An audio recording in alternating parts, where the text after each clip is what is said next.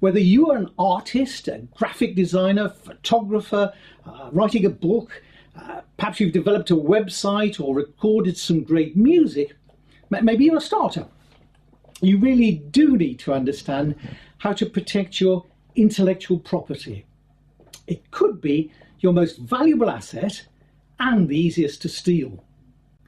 Intellectual property, let me give you an example. Someone breaks into Coca-Cola's premises and steals a truck. That's easy to sort out. A truck is physical. Coca-Cola owned the truck, they taxed it, they registered it, they even insured it against theft. But now I'd like you to imagine someone starts making a brown fizzy drink, packaged just like a Coke bottle. They call it Boca-Bola, red labels, the same typescript as a bottle of Coke. They haven't broken into Coke's premises or stolen anything tangible, but the company still has recourse in law because what was stolen was their intellectual property. You'll often see it abbreviated to IP. Your photos, your designs, your novel, your music composition, they are your intellectual property. And that's why you need to understand the basics of copyright protection. Let me make it clear, I do not pretend to be an attorney, but I have been practicing as a freelance writer for a quarter of a century. I'm simply sharing my own understanding of the basics, and it is no substitute for consulting with a qualified attorney.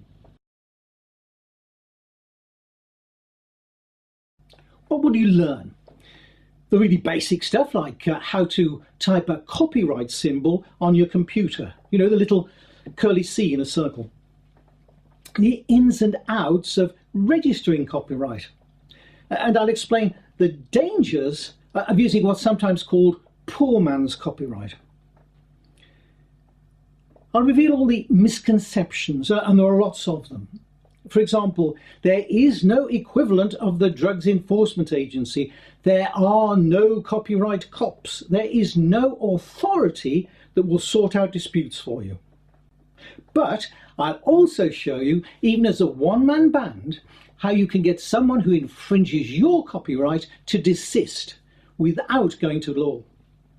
In fact, I'll share a real-life case study where another writer copied my own website wholesale, and how I stopped her in one day flat. How to find out if someone has already registered a trademark. How the music industry and book publishers are protecting themselves against internet piracy. And I'll give you lots of really useful links, plus some interesting anecdotes and history about copyright to amuse you along the way. So why waste more time? You know, the course is completely free of charge, so what are you waiting for?